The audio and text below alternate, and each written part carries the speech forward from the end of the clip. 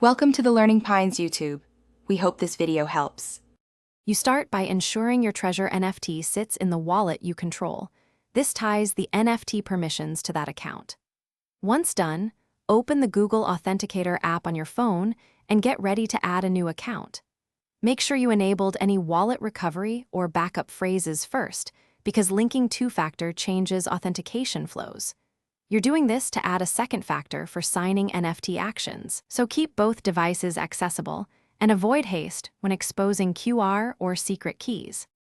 Now navigate to Treasure's security or two-factor authentication panel while logged into the same wallet that holds the NFT. Choose Google Authenticator as the method, then scan the presented QR code with your phone or copy the secret key into the app manually. After adding the entry, Authenticator will produce a 6-digit rotating code.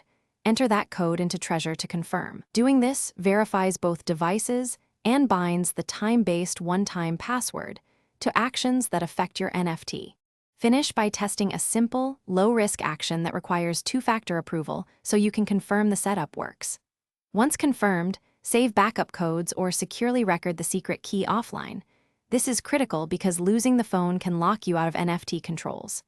If codes fail later, use your wallet recovery phrase to regain access or revoke the existing 2FA session and reconfigure fresh. If you hit problems, pause, use backups, and don't expose secrets. Regenerating keys is safer than guessing. Thanks for watching. Consider subscribing if we helped you.